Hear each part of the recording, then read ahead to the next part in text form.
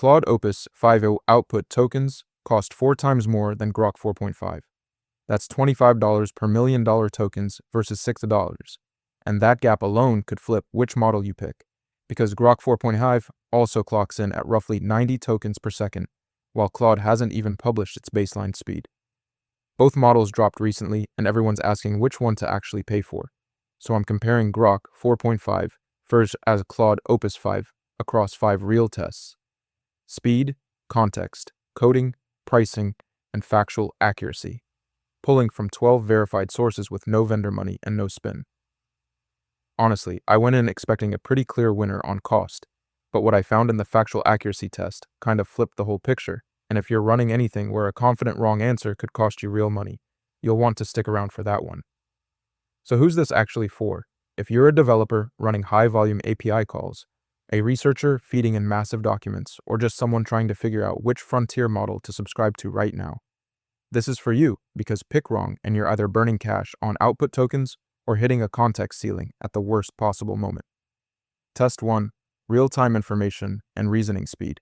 And think about what actually happens when a model is slow. Because you're waiting mid-workflow, your app feels broken, and if you're paying per token on a slow model, that latency isn't free, so it's a real UX problem and a real cost problem at the same time.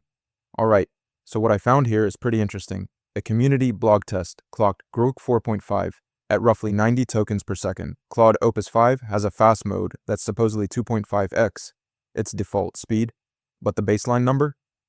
Not published anywhere I could find, and on top of that, Grok has live web and X-axis built in, while Claude's real-time search situation is just unverified.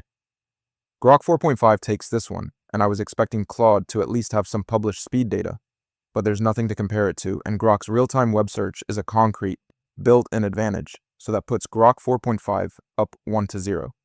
Test 2, long context document processing, and the failure mode that actually hurts here is when you load a massive codebase or a 300-page PDF.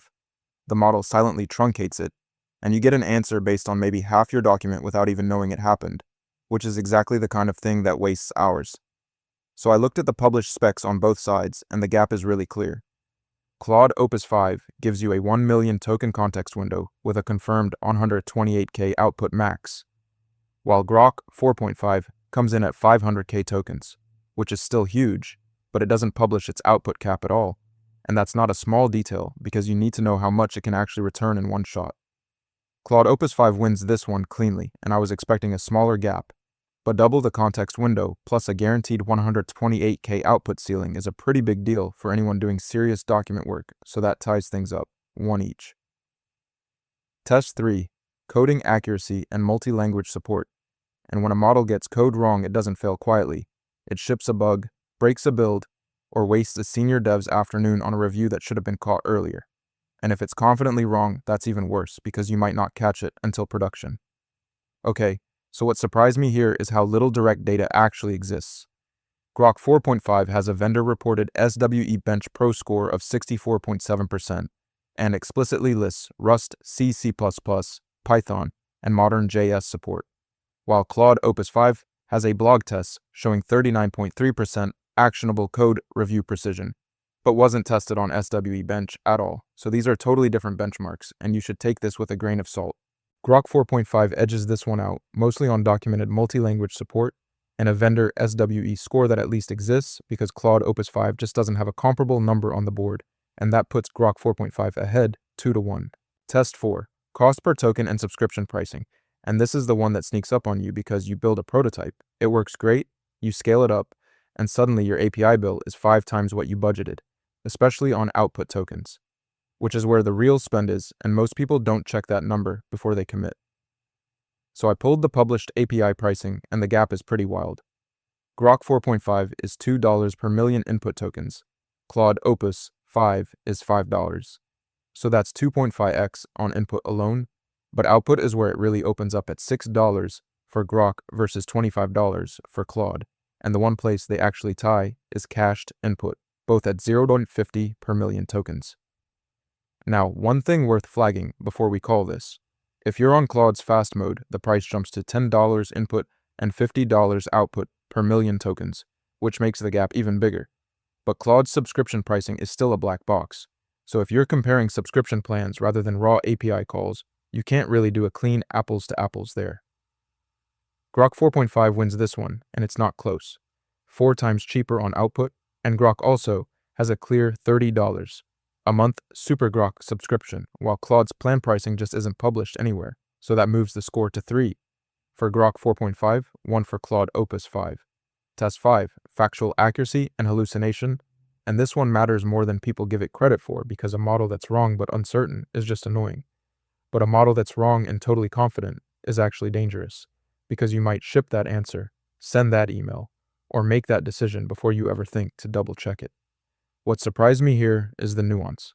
An independent review found Grok 4.5 has solid factual accuracy overall, but also delivers confident wrong answers, which is a classic black box problem.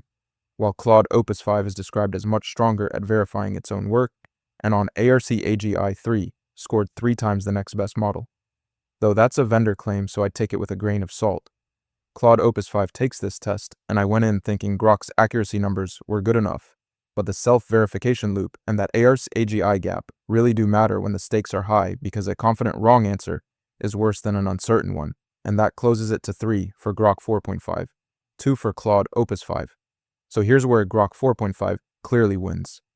Real-time web and X search built in with no workarounds, raw output speed at 90 tokens per second, while Claude's baseline is still unpublished, and on pricing it's not even close at $2 input, $6 output per million tokens plus a transparent $30 a month subscription. So if you're running at scale, that cost gap compounds fast. And here's where Claude Opus 5 clearly wins. A 1 million token context window, double what Grok offers, with a confirmed 128K output max so you know exactly what you're getting. A self-verification loop that catches mistakes Grok would hand you confidently, and an ARC-AGI 3 score of 3 times the next best model, which is a pretty serious gap on novel reasoning. Honestly, I went in expecting Grok to dominate on cost and lose everywhere else, but the factual accuracy test made this way more interesting. So here's the decision rule. If you need real-time search, high throughput, or you're watching your API spend, go Grok 4.5 because it's 4 times cheaper on output. But if you're doing deep research, long documents, or anything where a confident wrong answer is a real risk, Claude Opus 5 is the safer call.